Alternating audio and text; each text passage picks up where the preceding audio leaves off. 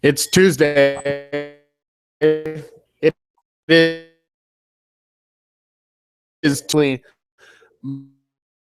Draft, NFL College Football Podcast. We cover to the 2016 NFL Draft with myself, Kenneth Arthur of Field Goals, Rolling Stone, the AV Club, and Rob Staten of Seahawks Draft Blog, the BBC.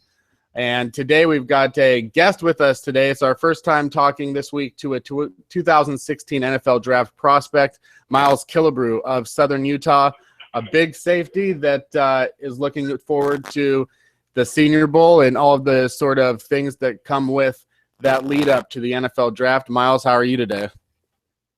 Hey, how's it going, man? Thanks again for having me on your show. I appreciate it, and I'm excited to be able to talk with you guys. Yeah, absolutely. I guess we'll just lead right into sort of your starts at Southern Utah. Like, how did you wind up at Southern Utah?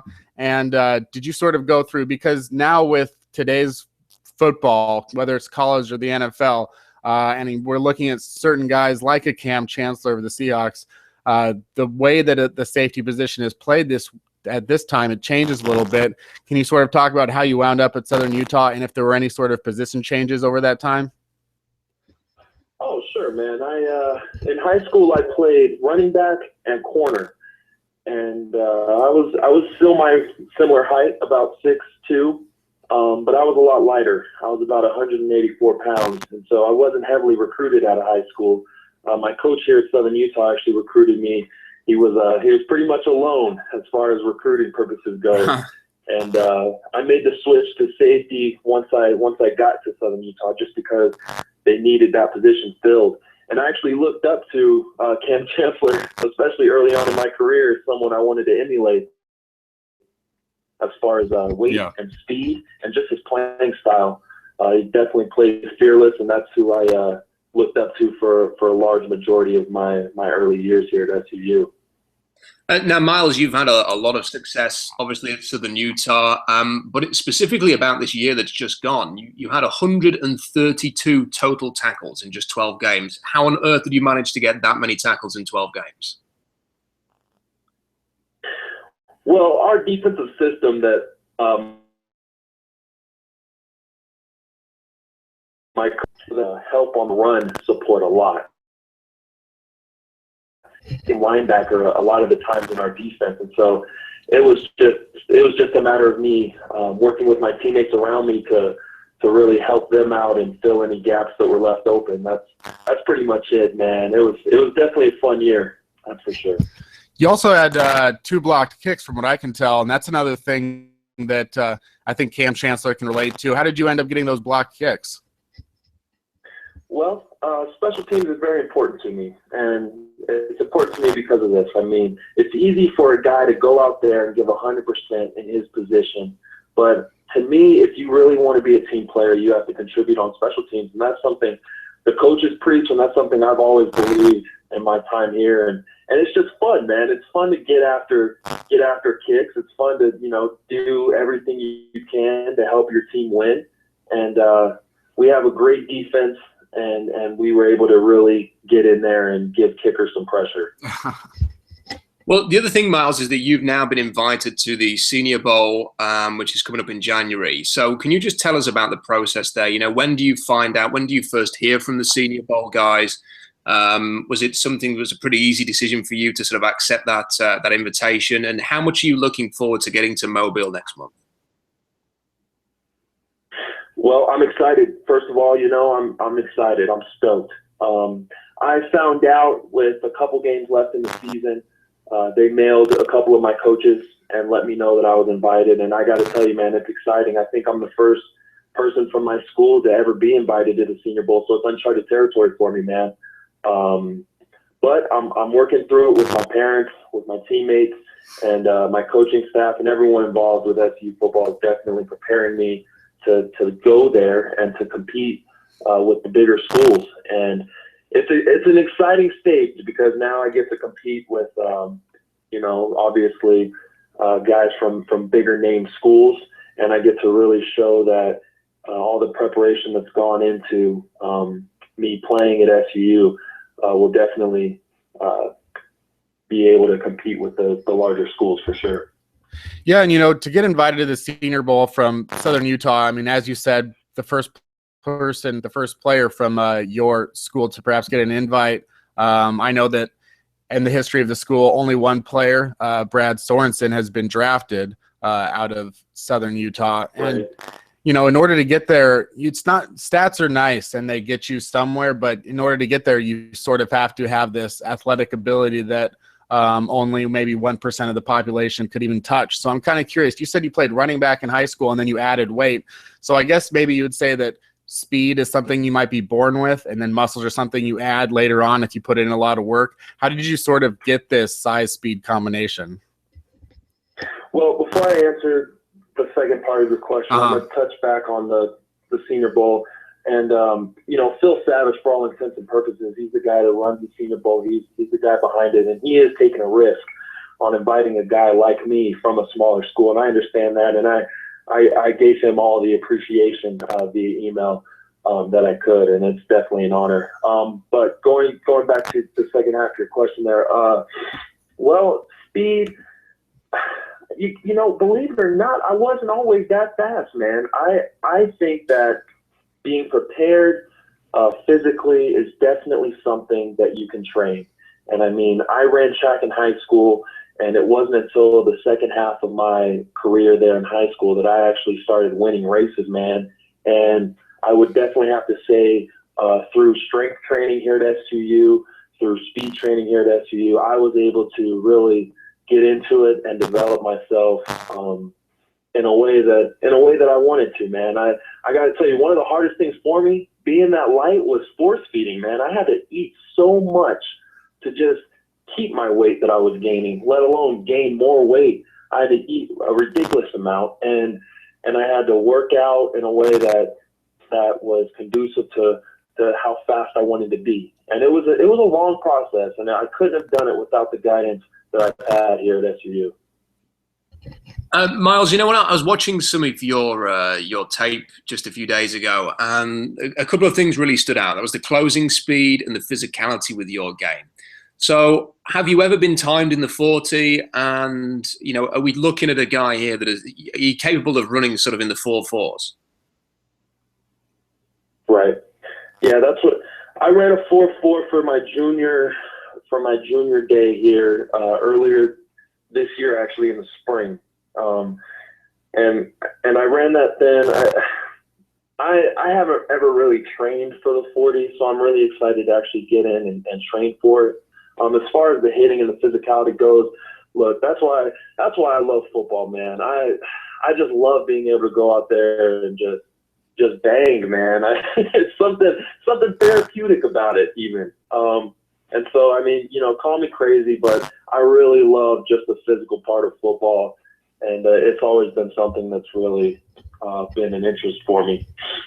Yeah, I mean, you got the name Killebrew. I mean, that's a name that carries a lot of connotations in the sense that, it's one associated with the Hall of people always, but they also associate it with him killing baseballs.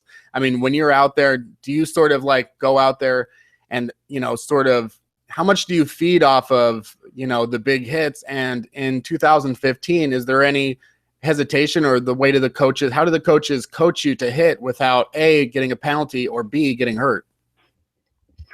Well, yeah, so the first half of your question, yes, I definitely want to go out there and establish myself as a dominant hitter. That's something I've always wanted to do. Set the tone early is something my dad likes to say.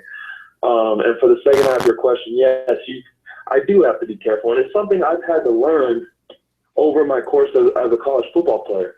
I remember when I first came in, I just wanted to hit guys any way I could, high, low, head-to-head.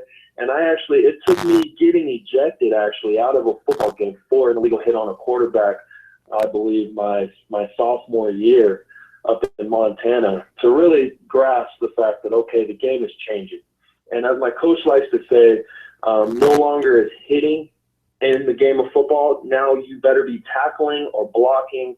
Like, it has to be contact with a purpose. And so once again, I got to go back to Coach Warren. He's done a great job of really showing me how tackle, how to use my arms, how to follow through to the ground. And, sometimes I like to admit that I try my best to get it right as much as I can, but sometimes I still come pretty close to that line. But it's definitely a hard line to really perfect. It's a hard thing to perfect, and I'm still learning. So. Well, when you look at the FCS, Miles, there's some high-profile guys that are going to be talked about going into this draft. I think a lot of people have paid attention to the quarterback at North Dakota State, which is Carson Wentz. A lot of people talking about him being a high draft pick. But, you've also emerged there. And what has that been like, that sort of extra attention? There's been sort of reports about you on the NFL's website, scouts saying that they've graded you in sort of that second-round range, could maybe even get into the first day. Is that something that you pay any attention to? Is it something that is nice to hear? And as you sort of move towards the Senior Bowl, do you feel like I've got an opportunity, if I go to Mobile and impress, then I can really do myself, some justice in terms of my draft stock this year? Right, and that's a realistic goal of mine. That's a realistic goal for me to impress in any opportunity that I can. And when it comes down to it, I just want to be able to control what I can control. And I can't control what people are saying about me necessarily. I'm used to negative things, I'm used to people telling me, hey, you're not good enough to go play college football. You're not good enough to start, I'm used to that kind of stuff. And so it is kind of weird now to get a lot of positive feedback, especially from people who aren't necessarily associated with the school or where I'm from. But I handle it just the same. I take it with a grain of salt. There's nothing to be gained from relishing in glory that I haven't earned yet. And so I'm looking forward to going out and really, just trying to put my best foot forward, and whatever comes from it will come from it. And I try not to focus too much on what's being said around me. But I would have to be, not human to not hear it. So that's where I'm at with it. We talked about Cam Chancellor earlier a little bit. There are other safeties out there in the same vein, and other safeties throughout the last, 10 to 15 years that have sort of transformed the game from, Chancellor to Sean Taylor and, LaRon Landry, but also recently, certain other guys like Deone Buchanan. What are some of the guys that you watch in addition to Chancellor that really make you think about how you can be better as a safety? Well, that's a great question. And I try to watch it all. I've been told recently, something that's been brought to my attention recently, is that I could play either safety in some systems or even like maybe an outside linebacker in some systems. And so I've just been watching both. I've been watching a lot of both, and I've been really cognizant of guys with my similar build and where I want to be. And I got to tell you, man, I'm open to play anywhere.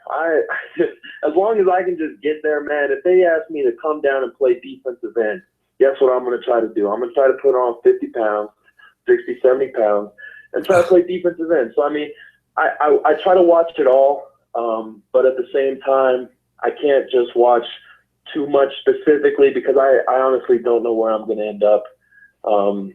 Yeah. And so it's tough. You know what I mean? In my position, it's tough. Absolutely. That's a very interesting point, though, on Buchanan, who ended up at Arizona, who was at Washington State. And this is a guy that, I think he's about 6'1", maybe a similar size to you, Miles, and ran in the 4.4s at the Combine and was taken, in the late first round and has been used by the Cardinals as an outside linebacker who can also play a bit of safety. And that is, I guess the game's changing and evolving a little bit, that now teams are looking for players with size who can play a little of both positions. Yeah, definitely. And I'm just trying to keep my options open, man. The last thing I want to do is go in and say, hey, look, I'm only going to play this, deal with it. I want the complete opposite. I want to just go in and just be coachable and be ready and prepared to play wherever I need to be put at. And that's the approach I took when I got here for college, and that's what worked for me. And so I'm excited to take that same mindset going forward. Miles, when you started at Southern Utah, obviously small school, not a lot of pub, but then in the last year, as more people start to look at your game and evaluate you as a person and as a player, I'm just kind of curious, is there anything out there that you'd want to put on the record that you heard about yourself or your game or your size or your speed that you actually want to dispel that wasn't true? Well, I remember hearing one time someone was commenting on the fact that because I am in Utah, that I must be a return missionary who's like 35 years old or something like that. And I got to tell you, that's not true. That's just the one thing that stands out. I'm definitely, 22 years old from Vegas. I never went on a mission. Even though a lot of my teammates have, I love them to death, but it's just not true for me. But no, that's pretty much it. I mean, as far as all the rumors out there, once again, I haven't really paid too much attention to them just because I've just been focusing on my teammates for the last couple months, and now I'm just focusing on finishing out school and then going to go train for what I predict will be one of the most exciting moments of my life. Yeah. And just on the Seahawks specifically, Miles, you said that you watched Cam Chancellor. When you look at the Seahawks defense, what do you think about the style that they play? And when you see them play, as a guy who is going to be in the draft, do you ever sort of think, hey, that's the kind of team that I could really sort of fit in with there? Well, here's something very specific that I've picked up from the Seahawks over the last year or two. My coach actually will play film on the Seahawks defense, and one thing that their coach talks about is the way they tackle. They're very good at using their other teammates and their leverage on the field to get a good tackle, to kind of corral the offensive player into a position where there's more than one guy taking the right leverage on the tackle. And that's something that we've practiced for a little over a year now, and it's something that I will most likely take into every football pursuit that I go on from here on out. The Seahawks defense is very, very fast, very strong, but above else, they work together very well. And teamwork is very important on defense, and that's something that I really look up to as far as both their coordinator and what their actual players have been able to accomplish. Miles, I'll just have one more question for you, and then I'll give it over to Rob if there's anything else he wants to say before we let you go. Sure. I think I love good stories. I love any kind of, I think everybody loves an underdog story to come out of Southern Utah. And, I think we all wish you the best to get drafted and to get a good draft grade. What do you think is, if you could quantify the one thing about Miles Killebrew that helped you rise up from a guy that was not recruited out of high school to potentially playing in the NFL, what do you think it was about you that gave you that drive to do that?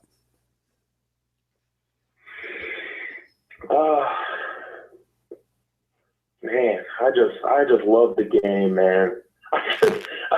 I'll think about, I can answer that question in so many ways. I mean, my family's behind me, always has been and always will be. I've met some great people here. It's a fun thing to experience, but you know what? At the end of the day, I just love the game. I got to tell you, it was something that I said, I don't want to get religious on you or anything, but I'm a firm believer in God. And I prayed to him one day and I said, you know what, if this is something, this is before I came out here, I said, if this is something that you really want me to do, give me a sign and I will dedicate my life to this. And it's funny because later that week is actually when Coach Lamb showed up and put the offer on my table, and I said, okay. And so when I came out here, it was with the intention of giving it 100% effort.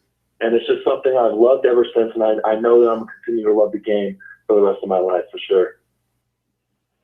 Well, Miles, it's been great to have you on the show. I'm sure that in particular, our listeners are going to track you through this process and they're going to wish you the best of luck at the Senior Bowl. We'll certainly be keeping an eye on you there. I have to say that the way that you speak about the game and the passion that you have for it, I mean, it's very similar to Russell Wilson. I just wondered, are there any sort of like safeties or any other players that you kind of look up to, whether it's in the NFL or any other sport for that matter, that have been an influence on you? Oh, yeah. It's funny you actually mentioned Russell Wilson. I admire the way he goes out and he gives back to his community. That is awesome. I also look up to Peyton Manning. He's someone I've always looked up to, just because I was originally born in Indiana, and so that was someone who my extended family still to this day cheers for. But I mean, there's countless guys in the league that I've looked up to. I mean, growing up as a football family, we've always watched football. I've always been in football. It's definitely been a great time. There's numerous guys that I've looked up to. So yeah, that's a difficult question, but Russell Wilson's definitely up there for sure. All right, that's thank you so much, Miles Killebrew, Southern Utah. Everybody's going to be looking out for you at the Senior Bowl, and for the Seahawks fans listening, we know that Cam Chancellor is unhappy with his contract, so maybe Miles will step in and fill the role instead. So thanks again, Miles, for your time today. Hey, pleasure's mine again. See you guys. See ya. Thanks, Miles. All right, that's Miles Killebrew. Rob, your instant thoughts from this conversation that we've just had with Miles? Well, what an impressive guy, Kenny. I think you'll probably agree. I mean, it's the fact that he's so thoughtful with his answers.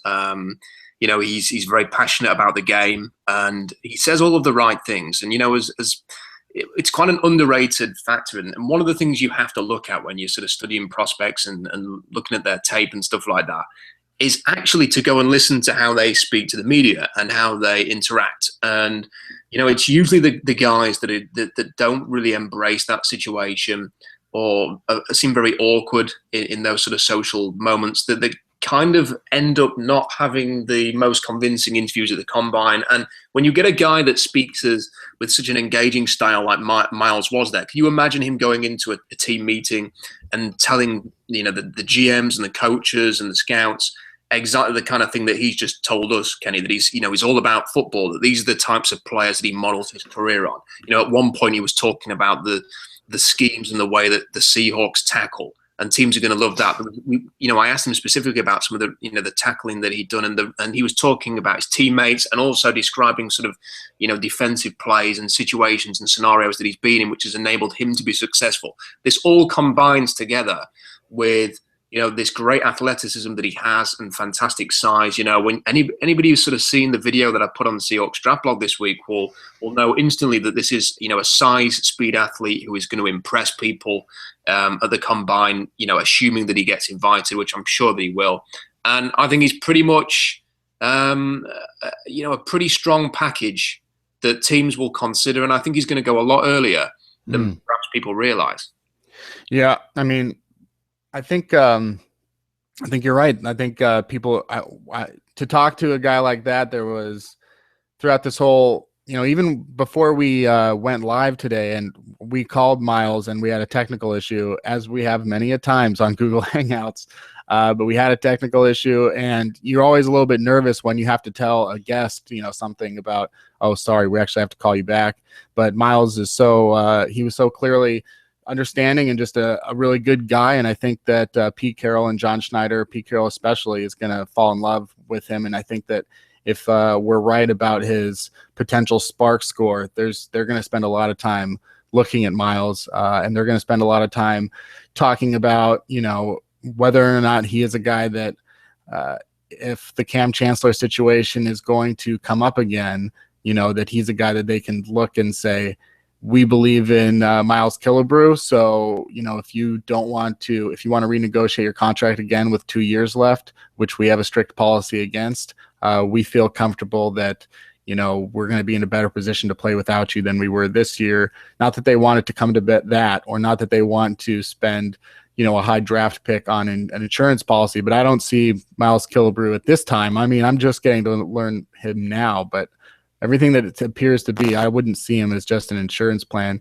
He's got a great personality inside of an incredibly athletic body. And you don't just come out of Southern Utah to potentially be a day one draft pick by accident. Well, a couple of things on this. First of all, the thing with Cam is that he is going to be 28 in April, and I suspect that a lot of the holdout talk and sort of all of that about getting money pushed into, I think he wanted money moved forward into 2016, is I think he realizes that he's not going to be the type of guy who is playing until, he's 34 years old.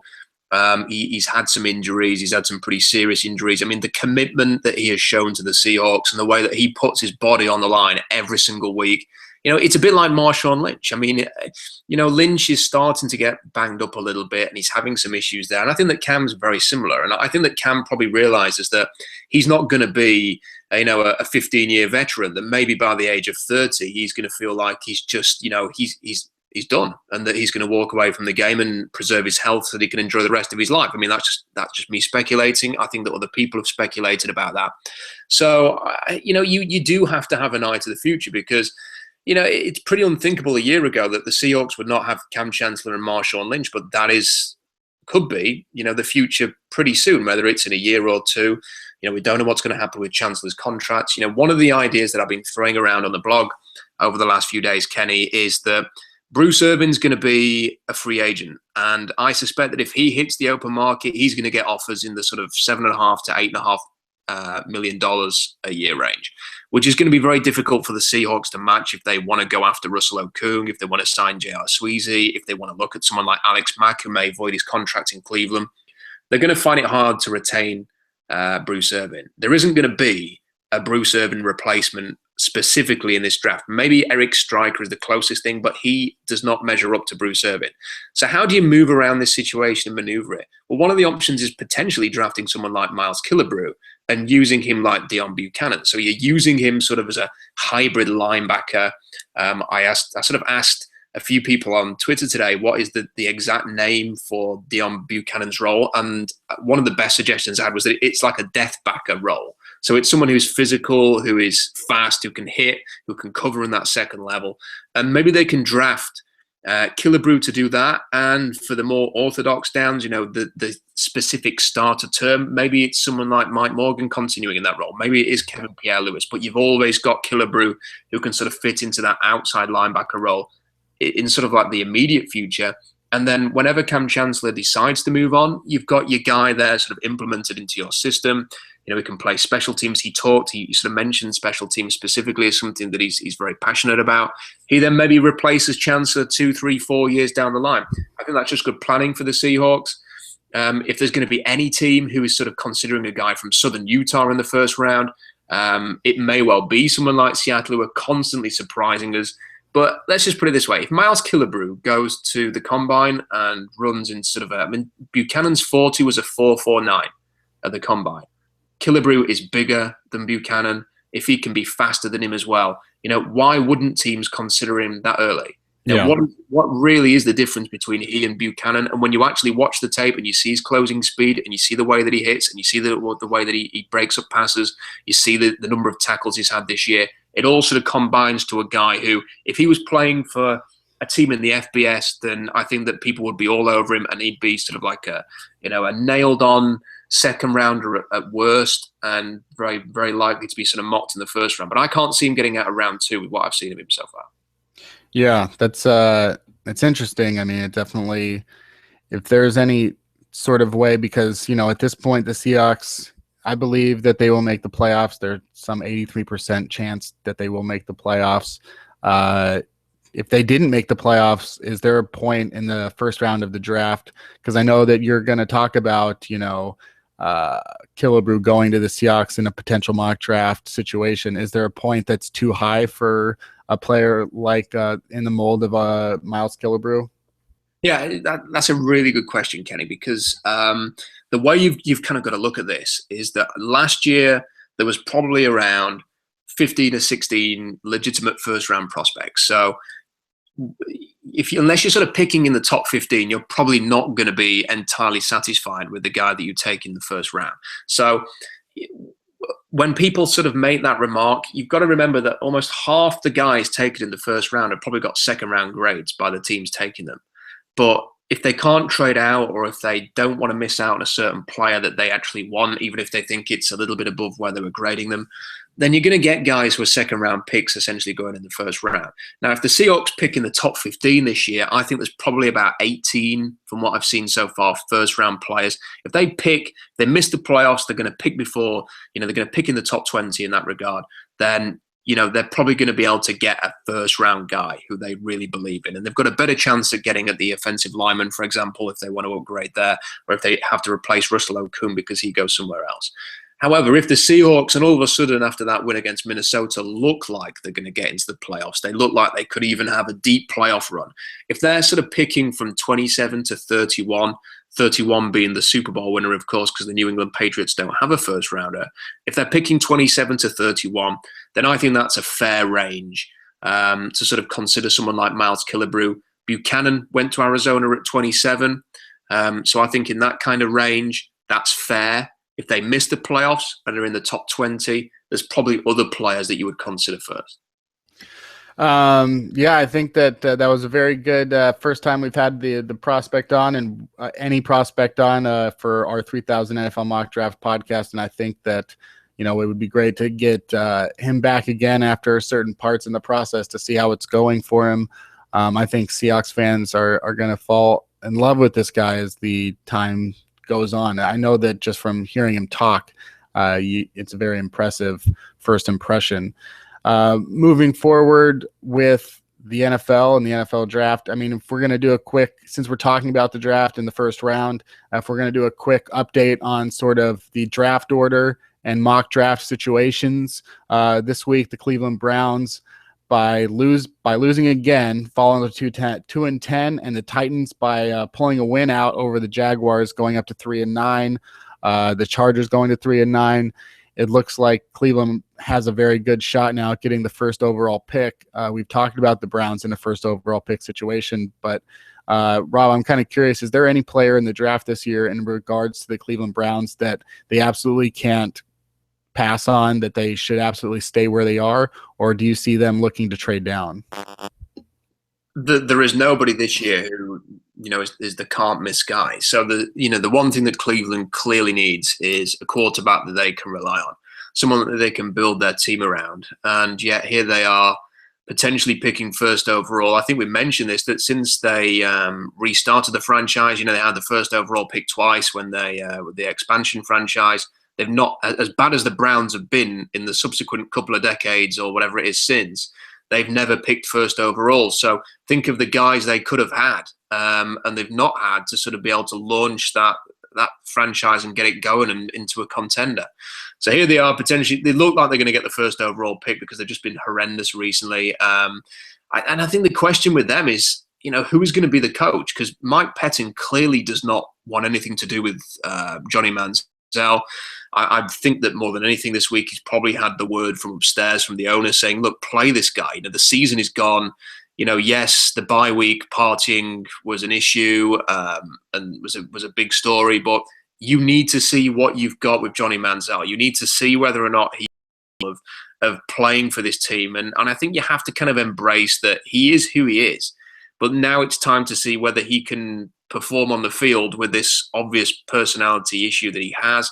He seems like he has an illness that he needs to work on, but that doesn't mean that he can't play the last few games and show something.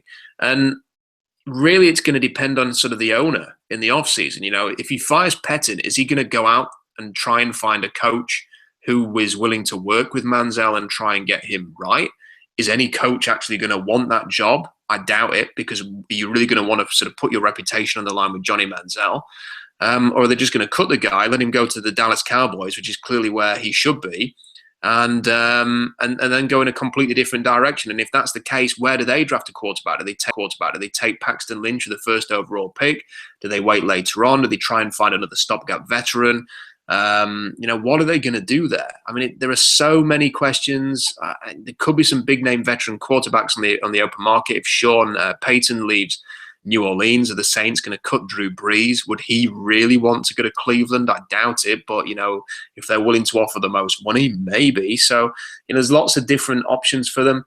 I still think the best thing for any team picking first overall is to take one of either Joey Bosa or Laramie Tunsil, who to me, they're probably the two safest bets at the top of the draft.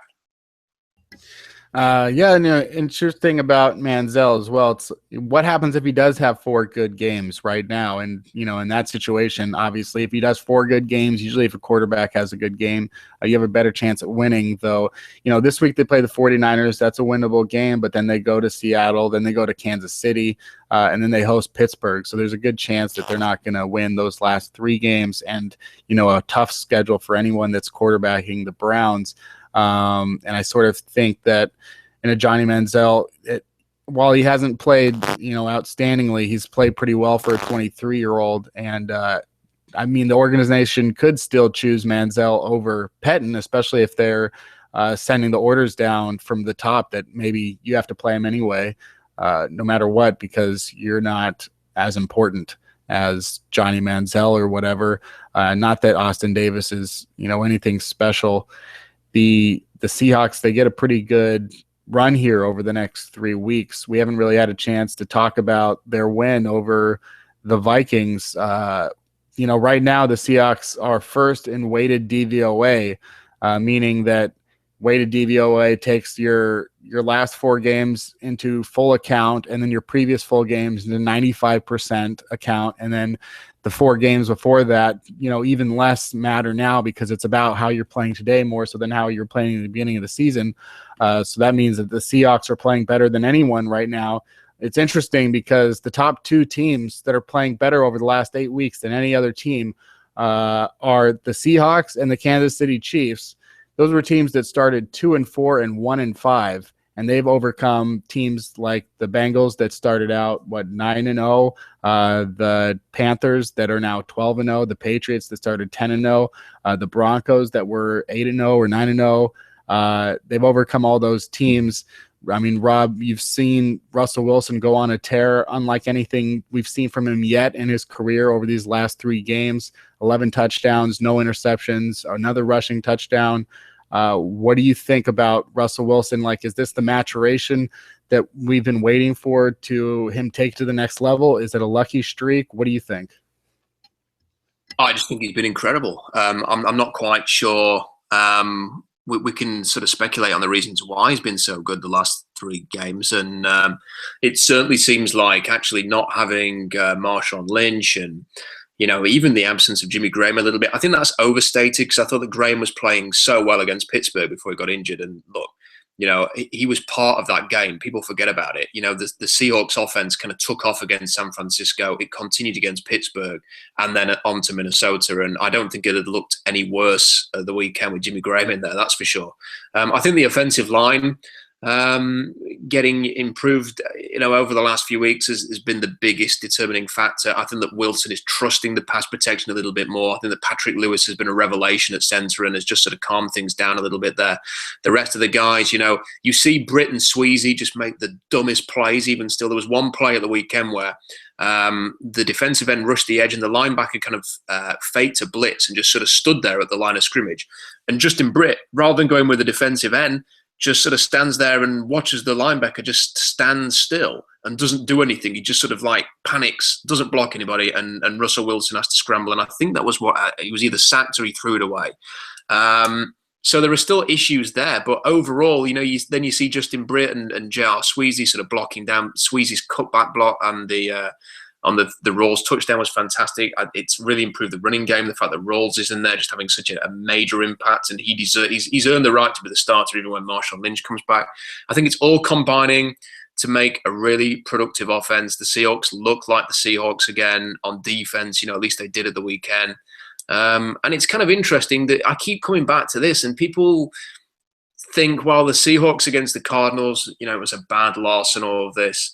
There was one play, Kenny, I don't know if you remember it, when Carson Palmer threw it up, Richard Sherman jumped the route perfectly and sort of tipped it up into the air. And one of the Browns who plays for, I think it may have been Jerome Brown, sort of just jumped up and snatched it away from Richard Sherman as he was going to come down with that interception. That was the play of the game.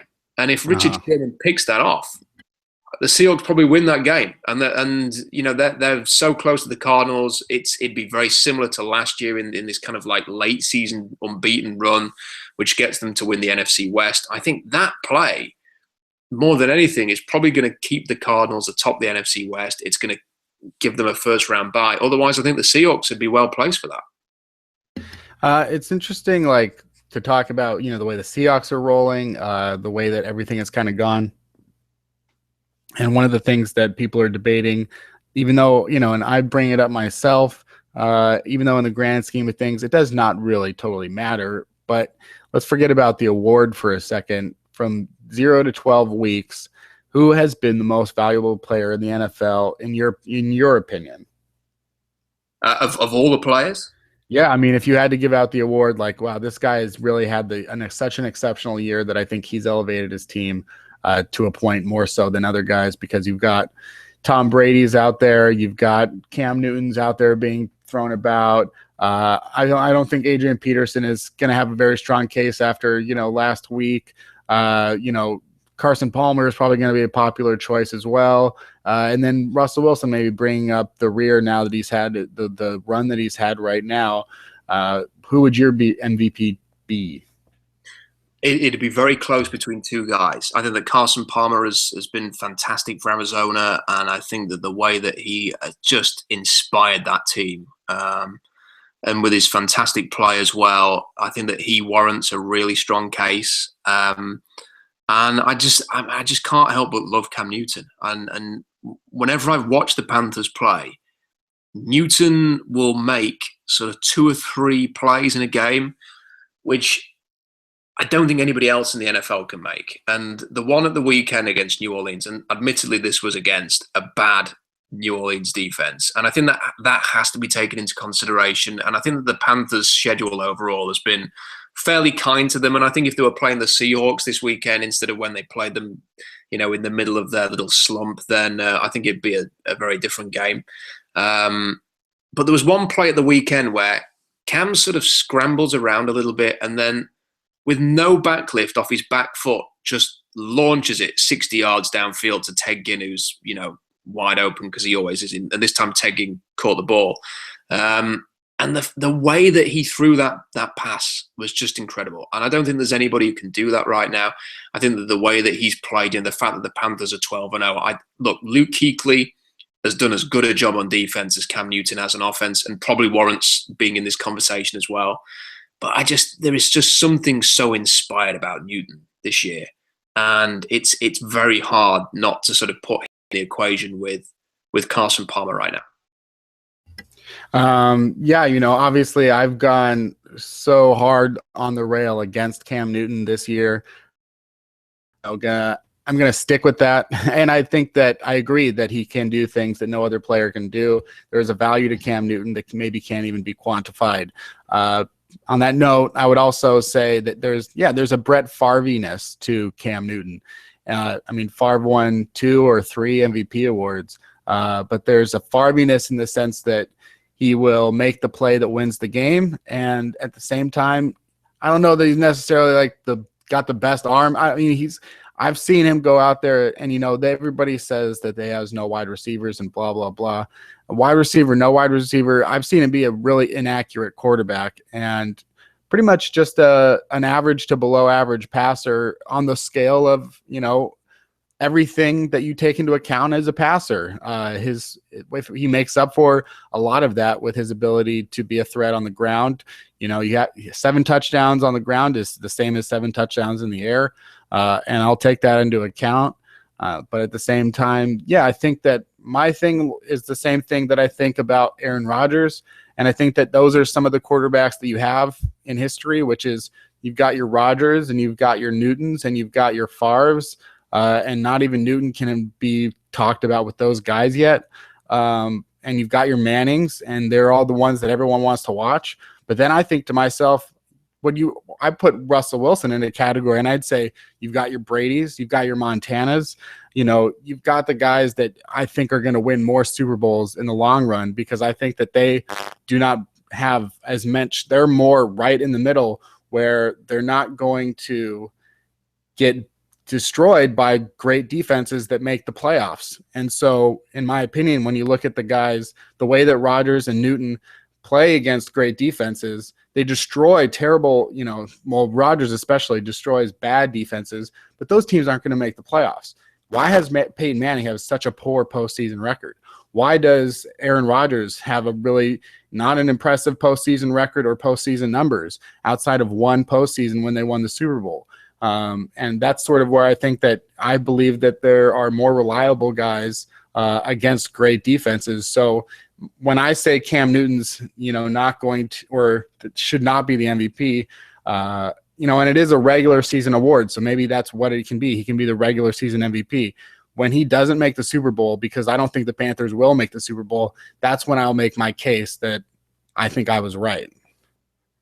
I think that the Panthers have got the makings, Kenny. I don't know what you think, whether you agree with this, but I think they've got the makings of a classic team that does really well in the regular season and then loses the first game in the playoffs, loses the divisional round game, probably in agonizing fashion, similar to maybe San Diego, back in the day when Schottenheimer was the coach there. Yeah. Kind of a team like that. The Minnesota Vikings went 15-1 one season. They didn't make the Super Bowl that year.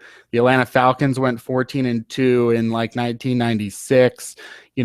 I think that, you've got the Tennessee Titans twice going 13-3 underneath Jeff Fisher. That's what I see. That's exactly what I see the Panthers as. I see them as a team and it'll be interesting to see how many games they do win this year because they're 12-0. They play the Falcons twice. The Falcons are an awful team that should lose both of those games, though. At what point, I think Derek Anderson's probably going to play a game and a half of the last two games. They're going to lock up the number one seed. If not this weekend, then next weekend they play the New York Giants. So I think Cam Newton's not going to play a whole lot over the last 2 weeks. And then, I think there's going to be something. Then that's when people are going to start calling it a question, as they do often. You're going to get the bye week. Cam Newton shouldn't be playing in week 17 against the Tampa Bay Buccaneers. At that point, is 2-3 weeks off going to be too much for their starters when they come in to play a team like the Seattle Seahawks? That is, if they get to that point and they're hosting the Seahawks, that is coming to beat their asses, and they might not succeed, but this isn't like going in and facing some wild card team that snuck in at 9-7.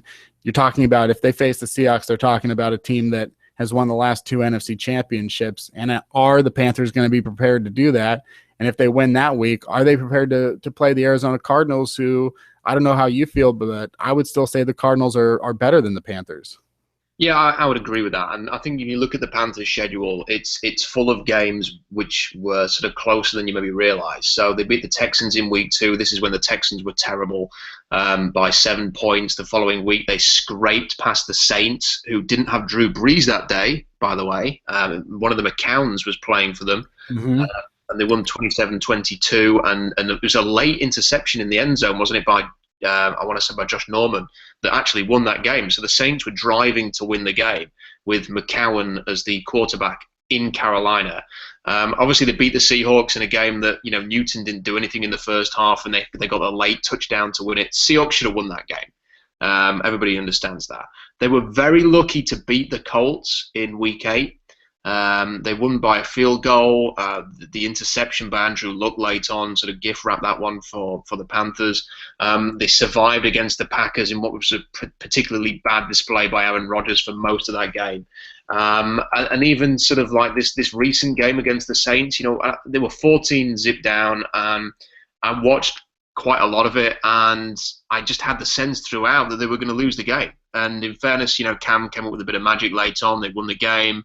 But I still felt throughout that this was a team that has maybe peaked already, that this is a team that, peaking at the right time is so crucial. We know that as Seahawks fans. Last year it was that sort of late season momentum which carried Seattle through all the way to the Super Bowl. I think we're seeing it again with the Seahawks. It doesn't mean that it has to be that way. I would suggest that the Seahawks team of 2013 that actually won the Super Bowl didn't go into the playoffs with any real momentum. They lost to Arizona in week 16, had a really tough game against St. Louis in week 17. But at the same time, the Panthers, I think if they came up against Arizona, I would expect Carson Palmer and Arizona to win. I just love the way, to bring it back to the Seahawks, Kenny, that it's shaping up for Seattle, because I don't know about you, but I feel like the Seahawks are getting their best shot from every team they face in CenturyLink Field. So teams are coming to CenturyLink and saying, this is our opportunity to make a statement. This is our opportunity to beat the Seahawks. We're going to go there. We're going to play tough. And I just think that maybe Seattle has an advantage on the road, that maybe they are considered underdogs at times. I felt that was the case at the weekend. You know, they go and win 38-7. I just think this team is set up and almost suited to go on the road, a little bit like the New York Giants when they were a wild card team and actually won the Super Bowl. You know, they were going there with a great pass rush and Eli Manning playing great football.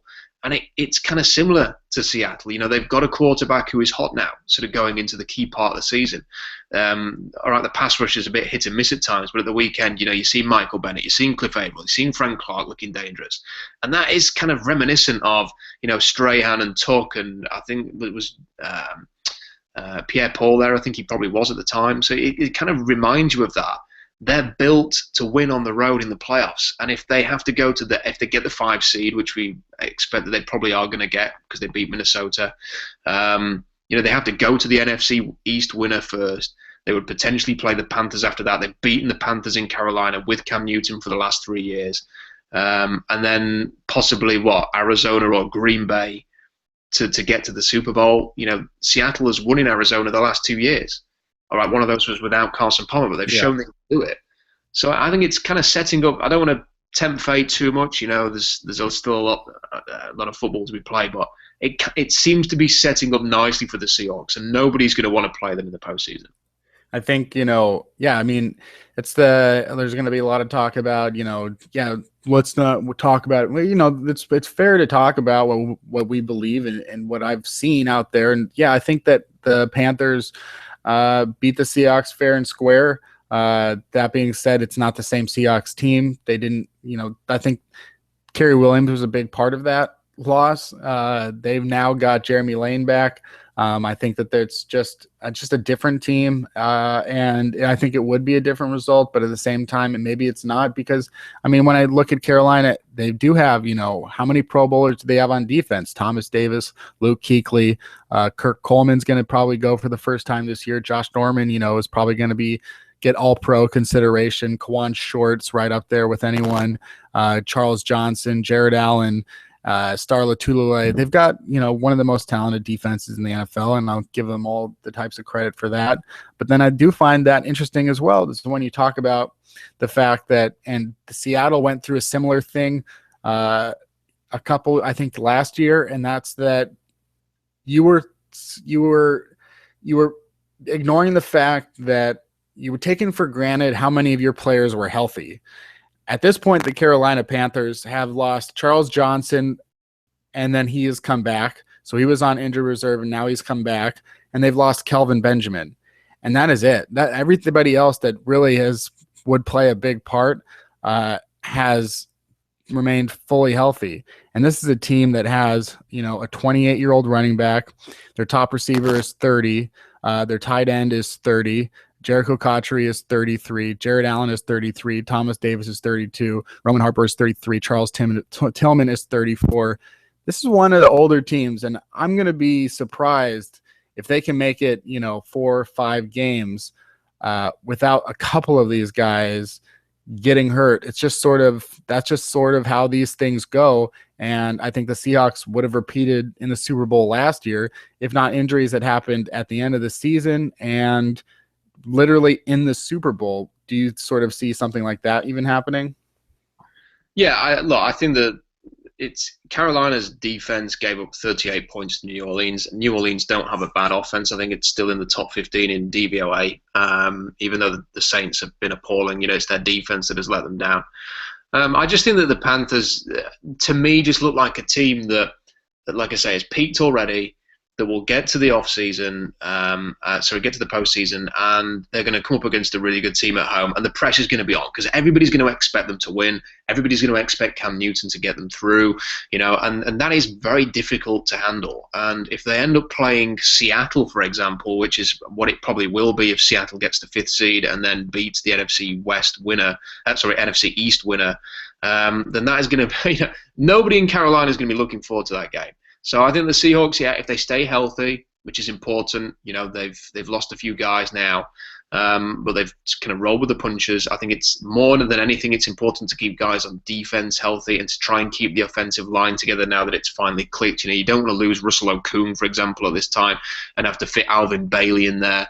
You wouldn't want to lose any of those guys. So as long as they can keep relatively healthy, as long as they can just keep plugging away, the toughest thing for the Seahawks is going to be consistency. They're going to play some teams now where it's going to be hard to get up for Baltimore, Cleveland, and St. Louis in the same way as it was for Minnesota when there was a lot to prove there. But they've got to keep that mentality, be ruthless. They had it at the end of 2012 when they were scoring 50 points against every opponent they played. Hey, here's an opportunity. You're playing a really injured Baltimore team. Go there and put another 40 points on the board. Go and play the Cleveland Browns. Stick another 40 or 50 on the board. Go and play the St. Louis Rams and get the kind of win that you've not had against the Rams at any point, home or away, in the last 3 years. Go and beat the Rams and embarrass them, and then go to Arizona with real momentum, and try and get revenge for that defeat a few weeks ago. And if they can do that and they go into the postseason with that momentum there, and avoid injuries, then the Seahawks are back. Have got a chance. It feels like they're back now, but they've got to keep it going. Yeah, I mean, just to say one more thing about that Panthers Saints game. I mean, winning on the road in the division is always hard. So we'll put that in there. We'll just throw that out there that it's a hard thing to do. As you said, the Saints have a good offense, but 38 points, it's the second most they've scored all year long against any defense. It's only the third time they've scored more than 30 this year. They're ninth in scoring. And the Panthers, they put up 41, and people talked about Cam Newton's 51 or 5 touchdown passes. But the Saints are going to go down, without a doubt, I think, as the worst defense of all time. They are so much worse than the next worst defense.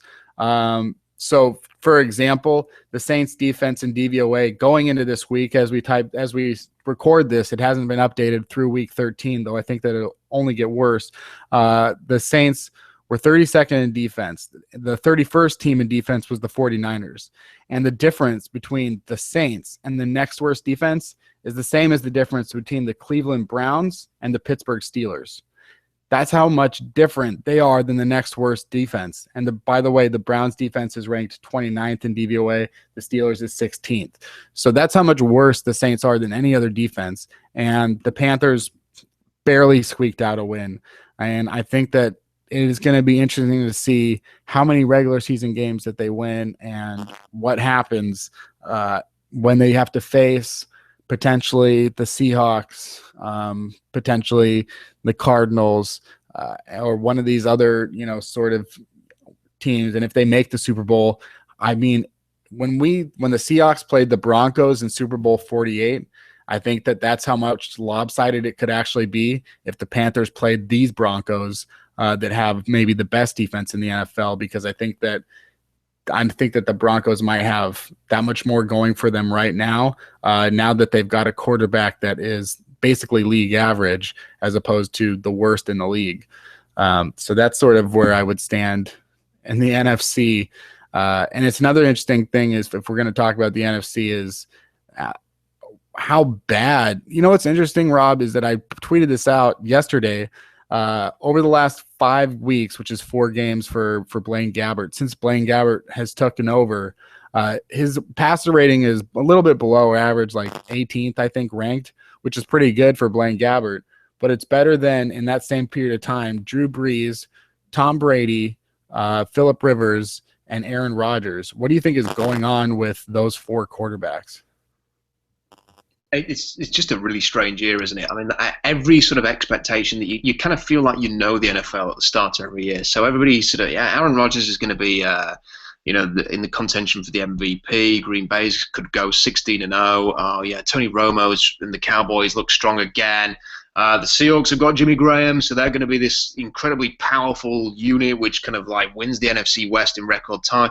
All of these expectations that you have, and like nearly every single one has been sort of disproven. And like even now there are things happening like, Tom Brady in New England looked unbeatable a few weeks ago, and now they're losing to the Eagles at home.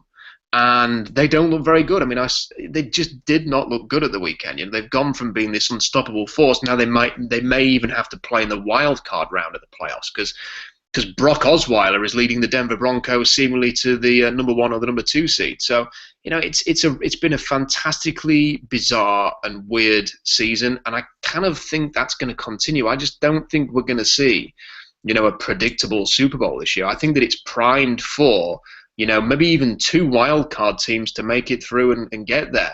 It just seems like that is the destiny of this year. That you like the Chiefs?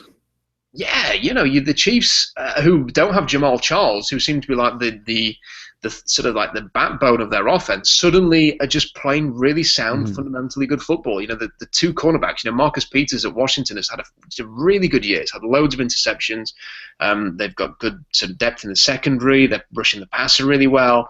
A bit like Seattle, they're finding value with 2 sort of running backs that nobody had ever heard of before the start of the year. Jeremy Maclin's having an impact. Alex Smith looks like Alex Smith when he was at San Francisco the year that they got to the NFC Championship and lost to the New York Giants.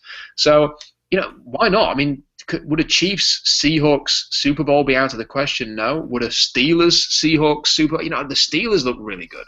Yeah. That offense for the Steelers, you wouldn't want to play them in the postseason either. And, if you were to give me any team against like the Patriots, the Bengals, or the Broncos against the Steelers or the Chiefs right now, I'm not sure that I wouldn't take the Chiefs or the Steelers in any matchup.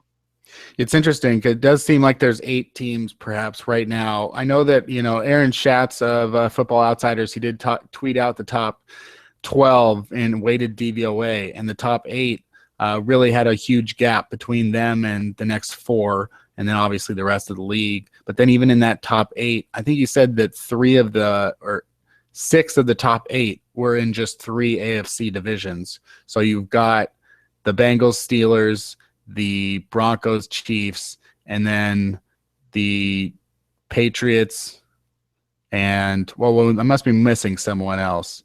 But it probably does come down, but I do think that once you get into the playoffs, it's going to be just madness. I mean, it's just going to be like anything could happen from now on. And it is interesting you bring up, Jamal Charles, that they would lose Jamal Charles and then still right now have one of the best running games in the NFL, top 5 run game without Jamal Charles. I don't know where they would be if Jamal Charles was still healthy. Former Seahawks Spencer Ware has been doing great for them over the last few weeks. What did you think of Spencer Ware when he was with Seattle, and are you surprised to see him do well with Kansas City? It's not a surprise because when he was at LSU, I mean, he ran really physically. It's obvious why the Seahawks liked him. I mean, everybody says, he compares to Marshawn Lynch. I mean, no one's ever going to compare to Lynch, but there was sort of that similar running style, broke through tackles, really strong. And you could see why the Seahawks liked him. And sadly for Spencer Ware, I think it was just a pure numbers game. I mean, last year, they still believed that Robert Turbin was a nice, third down option for them. They weren't ready to completely abandon the Christian Michael project. In hindsight, they probably should have kept Spencer Ware and binned off Michael. And, imagine now because the thing that, for me, Kenny, I think that going into next year, I think that it seems inevitable that Marshawn Lynch is going to depart, which will be a sad thing. But, the way that Rawls has played, he deserves the opportunity to lead this team, but they're going to need, a complementary running back who can take some of the snaps, take some of the pressure off, a bit like Harris was doing at the weekend when he was sort of spelling roles. So, Spencer Ware would have been ideal for that role. Sadly, he's now with Kansas City instead. They're kind of using a 2-headed monster at running back now with West back in the mix. So, he's a really tough physical runner. I think that he's never going to sort of be the top starter in Kansas City, but he's best in short yardage situations. They were using him in the red zone as well, I think, of the weekend against Oakland. So that's going to be his niche role, and he's pretty good at it. Yeah, it's one of my favorite quotes of the season coming this week out of the Kansas City Chiefs win over the Oakland Raiders. It comes from an article on the Chiefs website when it said that after Tyvon Branch, who was with the Raiders for 7 years before being cut this year and signing with the Chiefs, he gets an interception with 3 minutes left in the game on a deflected pass. And at that point, they've got this. The only thing that they could go wrong is that he returns it and fumbles it back to them. Untouched, Branch jumped up and raced towards the end zone. quote. It just happened to stick in my hands, Branch said of the play. Marcus Peters was telling me to go down, but I was like, nah, I have to live out my dreams, which is just a great quote about, he's not, he's thinking about like just the fact that I'm in the NFL. I just had an interception. I'm playing against the team that cut me after 7 years. My dream right now is to return this interception for a touchdown if I can. And I thought that was a great little thing they're going with Branch and Peters. And another interesting thing about the NFC is that next week, it's still possible that the NFC East could have a 4-way tie at 5-8 now that the Cowboys beat the Redskins last night. It's interesting that there is still talk now of whether or not Tony Romo should risk another collarbone break if the Cowboys get into a playoff position. Which team do you think is going to come out of the East? I don't think it's going to be the Cowboys because, I was kind of rooting for Dallas last night. And not because I want the Cowboys necessarily to make the postseason, but I just wanted to sort of feel good about the possibility of Washington winning it. And if Washington can't beat the Matt Castle-led Cowboys at home, then if they're the ones who come out of this having won the NFC East, then great news for the Seahawks if they get the number 5 seed. The reason I don't think the Cowboys are going to do it, they've got to play the Packers next week, which I can't see them going to Lambeau and winning. I know that Green Bay have been poor recently, but I think that Hail Mary against Detroit's just going to inspire them a little bit. I can't see them dropping that game. So then Dallas is going to be, 4-9 would it be? 4-9 going into the final 3 games? Yeah. They probably have to win out against the Jets, the Bills, and the Redskins to have any chance, which is not beyond them, but I don't know. With the Jets going for the playoffs and the Bills as well, those are games that are going to matter. Are Dallas going to go to Buffalo on the 27th of December? I can imagine right now that weather is going to be pretty depressing up in Buffalo for that game just after Christmas. So I just can't see Dallas winning enough games. So I was quite glad that they won this and then sort of let the other 3 scrap it out. Funnily enough, that the Eagles winning in New England might just inspire them enough to sort of get there. You can't trust the Giants right now. Washington just seems to, flip from one week being this hugely dynamic passing offense to being totally useless the following week. And last night, Kirk Cousins couldn't get it going. They've not had a running game for about 3 or 4 weeks now. It's just whoever gets out of that division, I so hope the Seahawks get to play them. And I hope I don't regret saying that, but the Seahawks are playing right now. 7-9 Seahawks beat the defending Super Bowl champions, who were the Saints, with the Beastquake run and all of that. So you can never rule it out, but that just looks like a really enticing first round playoff game. The chance to play the East on the road, get a win, get to the divisional round, and feel really good about yourselves. I mean, let's see.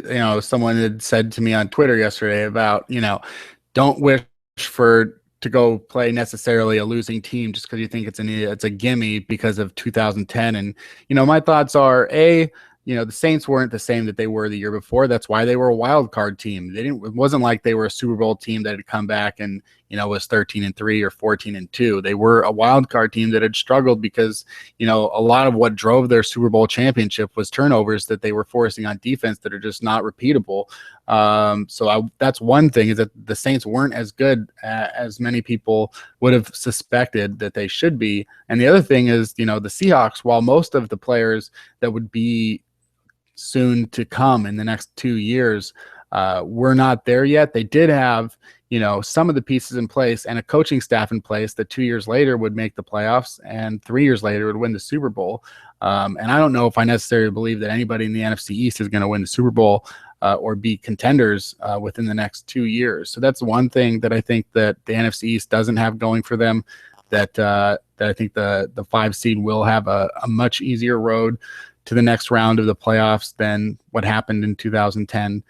So that's one thing. Can I just say, the one thing about 2010, this is kind of like how I would sort of characterize that performance, though.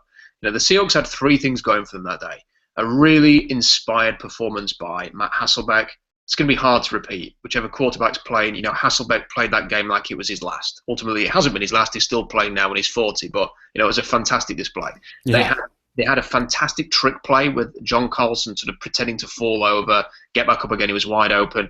Pulling off a play like that, very hard to do. And then the third thing was possibly the greatest play in NFL playoff history went for the Seahawks as well. So, for any other, good luck to the NFC East team who wins the division, repeating those three things: your quarterback having a great game, a trick play which worked perfectly, and one of the greatest runs in NFL history. If you get those three things, good luck to you. You deserve to win the game. Yeah, absolutely. I mean, everything went in their favor. And I mean, CenturyLink, even if they've had a couple losses this year, it's the best home field advantage in the NFL, if not, maybe top 2, top 3. I don't know that you could say the same thing for, some of the. I know that Washington, I believe, going into last night was 5-1 at home and like 0-5 on the road. So now they're 5-2 at home. It's obviously a place that does not bode well, does not bring back fond memories for Seahawks fans that remember Chris Clemens tearing his ACL there on the turf, just as Robert Griffin did shortly after. And there are those kinds of concerns. The New York Giants, an interesting fact about the Giants that I saw today on Twitter is that if all of their games had ended with 75 seconds left on the clock, the Giants would be 10-2, which is another reason that you can't take so much. You have to take every record with a grain of salt.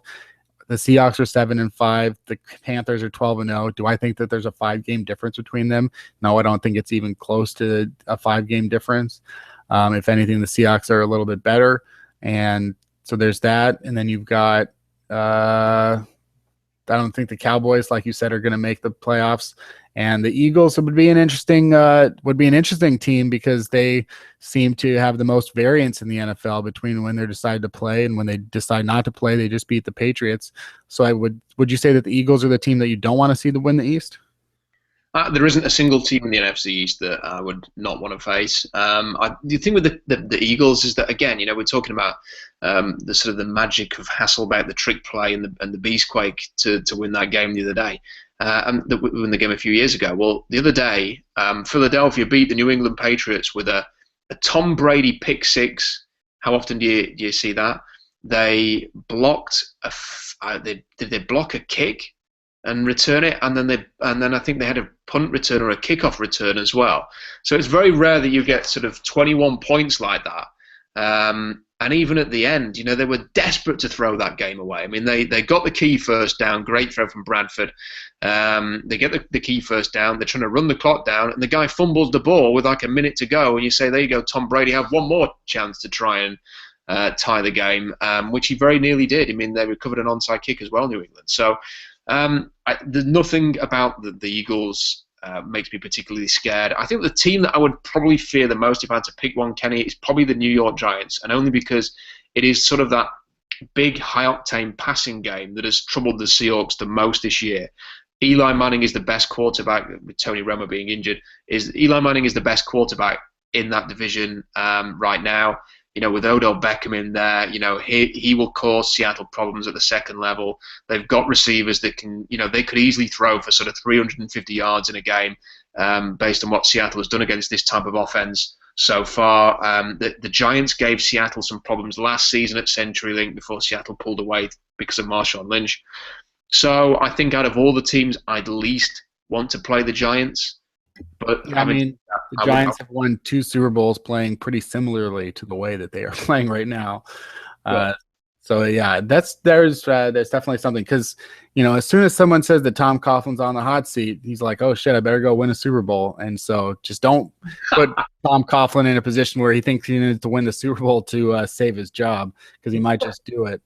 Well, I think that, we've gone a little over time in terms of we're not going to get to any college football this week. I think we can save that for next week, because we'll have more time to discuss it, and we'll have a little bit more time to go over some of, what to look back on and reflect on the 2015 college season, and then what to look forward to with the bowl games. So I just got a couple more topics that I think we could broach real quickly. And I'll start with staying in the NFL a little bit, which is, well, not a little bit, a lot. The Ravens, Matt Schaub, Baltimore is the most decimated team in the NFL. All of their good players are an injured reserve. Playing in Baltimore, I mean, I don't know exactly. I think it's a tougher stadium to play in. It's going to be hard for that to be a factor, though, when you're as decimated as Baltimore. That being said, they've kept all their games really close. What are your thoughts for Seattle-Baltimore? Very confident. Matt Schaub looks like Matt Schaub. Not seen anything from him that is encouraging. He's had concussion issues this week. There are a couple of plays away from Jimmy Clausen entering the game. Our good friend Amazing. Jimmy, who has already gift-wrapped the Seahawks a win when he was the Chicago Bears quarterback. So what chance we'll see him this weekend? Of course, Steve Smith is injured. Justin Forsett is injured. Terrell Suggs is injured. Their first-round receiver, Brashad Perriman, has not played a snap this year. He's injured. This is as decimated team as you could find in the NFL right now. And yes, they've kept games tight and close, but think how horrible the Cleveland Browns are. And the Cleveland Browns were lining up to kick a game-winning field goal against Baltimore 2 weeks ago, and it was blocked, and Baltimore had a miraculous win. That pretty much sums it up for me. What I want to see from the Seahawks is I want to see a team that goes out there and says, we are here, we are ready. We are not going to have a tight game against the Baltimore Ravens. We're going to coast to this win. We're going to put up 30 or 40 points. We're going to continue to dominate. This is a weak opponent that is going to rely on Buck Allen, who's a rookie from USC, Matt Schaub, and Kamar Aiken on offense. If the Seahawks can't dominate a team with that threat, then I don't know what to say. They've got to just go comfortably. I mean, when you look at Baltimore's overall schedule, you could look at, they lost close to the Broncos, they lost close to the Raiders, they lost close to the Bengals, they beat the Steelers. But then, since their Week 7 Monday night loss to the Cardinals, 26-18, you could say they're 3-2. They've played the Chargers, the Jaguars, the Rams, the Browns, and the Dolphins. So that's a pretty crappy schedule of teams to be playing. It's some of the worst teams in the NFL, and they lost to the Jaguars and the Dolphins, albeit closely. They haven't played a team like the Seahawks since those Cardinals, and against the Cardinals they had Joe Flacco. So should be a win for Seattle. I'm sure they're favored by a lot. Hopefully they just follow through. But yeah, it's an unbelievable list of players for them to have on IR. Matt Elam, Dennis Pitta, Terrell Suggs, Lorenzo Taliaferro, Justin Forsett, Jeremy Zutah, Brashad Perriman, Steve Smith, Joe Flacco. That's basically their whole roster that you'd want to keep around. It's pretty amazing to see what has happened to the Baltimore Ravens. And finally, I mean, as a couple of Wazoo fans, I think we should talk about it. Just real quick preview. Washington State pulls the Sun Bowl. My nickname for Luke Falk, should he play, is El Paso, because they're going to be playing the game in El Paso, Texas, and he is El Paso. And the Miami Hurricanes, I mean, if you had said after the Cougs lost to Portland State that they were going to be playing the U in a bowl game, I mean, that would sound like some crazy shit. So here we are. I mean, Miami's got a new coach, but Mark Richt's not going to be coaching them here, obviously. What are your early thoughts on Cougs Hurricanes? Well, I think it's a really good opportunity for the Cougs to sort of finish the season in the right way, because the Apple Cup was a catastrophe, and it's kind of taken the edge off what has to be considered as a massive successful year for Washington State. Miami I've seen them a couple of times this year. They're just a really unattractive team to watch. Al Golden really did not make the most of the talent there. They've got a good quarterback, Brett Kaya, who could be a high draft pick the following year.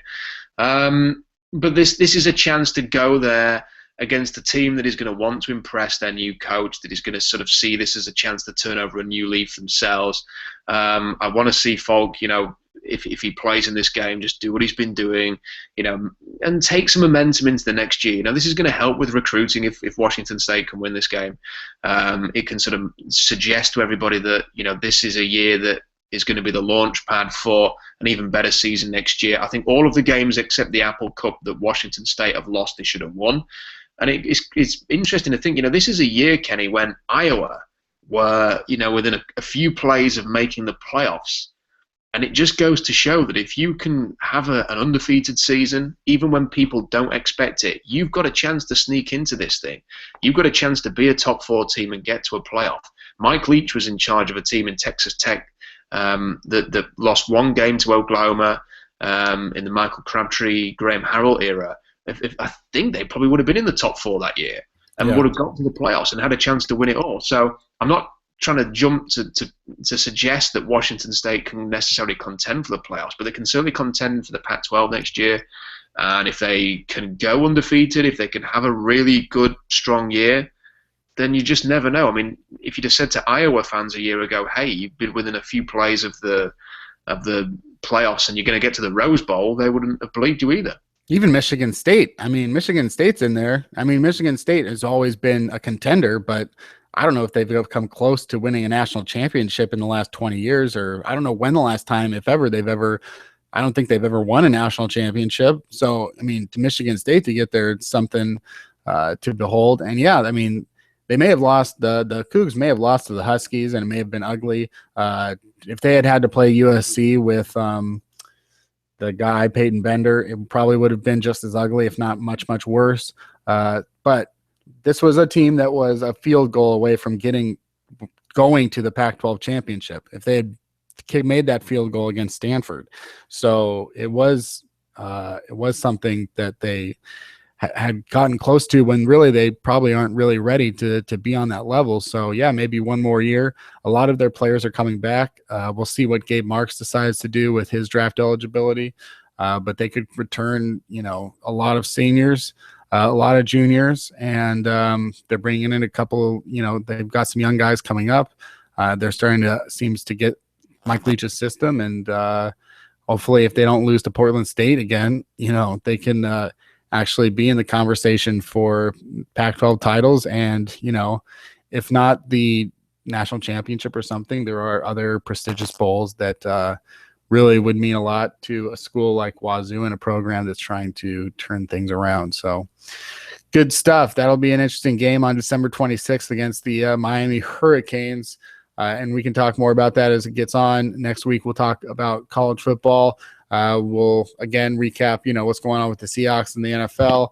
If you're listening to this on SeahawksDraftBlog.com, check out FieldGoals.com. If you're listening to this on FieldGoals.com, check out SeahawksDraftBlog.com. And if you're listening to this on any of those websites and you've got an iPhone, maybe go into the podcast app, search for 3000 NFL Mock Draft, and hit subscribe on that and get it that way.